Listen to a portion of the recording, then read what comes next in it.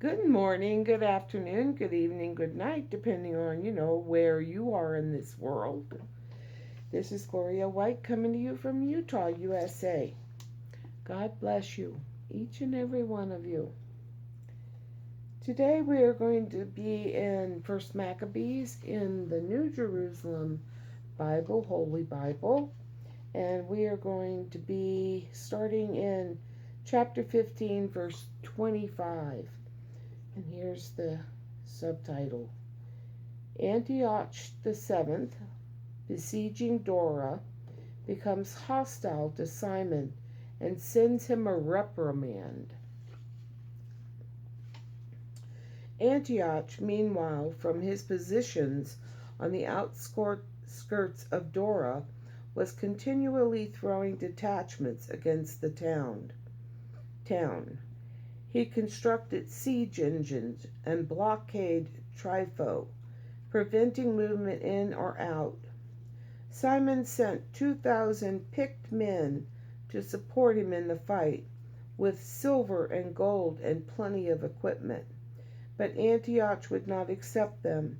Instead, he repudiated all his previous agreements with Simon and completely changed his attitude to him. He sent him Athenobius, one of his friends, to confer with him and say, "You are now occupying Joppa and Gezer and the citadel in Jerusalem, which are towns in my kingdom. You have laid waste their territory and done immense harm to the country, and you have seized control of many places properly in my kingdom.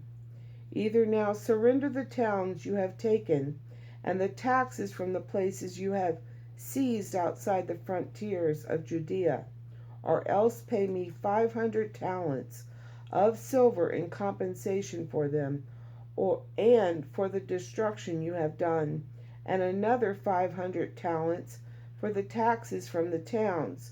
Otherwise we shall come and make war on you." When the king's friend Antinobius reached Jerusalem and saw Simon's magnificence, his cabinet of gold and silver plate, and the state he kept, he was dumbfounded. He delivered the king's message, but Simon gave him this answer: "We have not taken foreign territory or any alien property, but have occupied our ancestral heritage, for some time unjustly wrested from us by our enemies. Now that we have a favorable opportunity, we are merely recovering our ancestral heritage. As regards Joppa and Giza, which you claim, these were towns that did great harm to our people and laid waste our country. We are prepared to give 100 talents for them." Without so much as a word in answer, the envoy went back to the king in a rage and reported on Simon's answer and his magnificence, and on everything he had seen, at which the king fell into a fury. Sendebius, Sendebius, governor of the coastal region, harasses Judea. Trypho now boarded a ship and escaped to Orthosia. The king appointed Sendebius military governor of the coastal region and allotted him a force of infantry and cavalry. He ordered him to deploy his men facing Judea and instructed him to rebuild Kidron and fortify its gates, and to make war on our people, while the king himself went in pursuit of Trypho. Sendebius arrived at Jamnia and began to provoke our people forthwith, invading Judea, taking prisoners, and massacring. Having rebuilt Kedron, he stationed cavalry and troops there to make sorties and patrol the roads of Judea as the king had ordered. The victory of Simon's sons over Cinderbaius. John then went up from Gezer and reported to his father Simon what Cinderbaius was busy doing.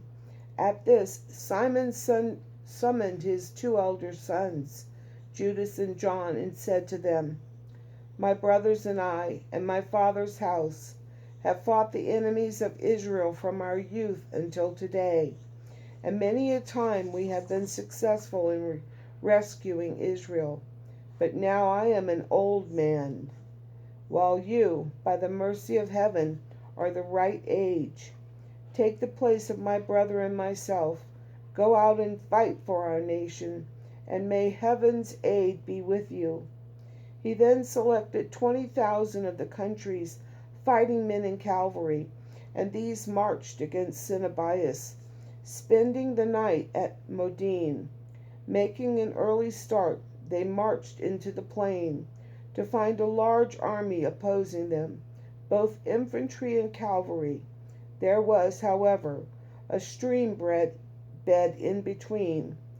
John drew up facing them, he and his army, and seeing that the men were afraid to cross the stream bed, crossed over first himself. When his men saw this, they too crossed after him. He divided his army into two, with the cavalry in the center and the infantry on either flank, as the opposing cavalry was very numerous. The trumpets rang out. Cinderbaius and his army were put to flight, many of them falling mortally wounded, and the rest of them fleeing to the fortress.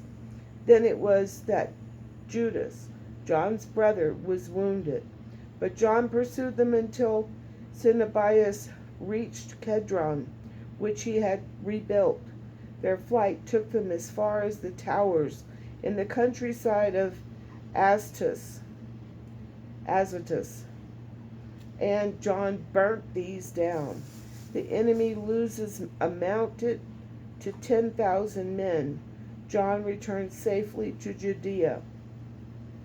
Simon's tragic death at Dock. His son John succeeds him. Ptolemy, son of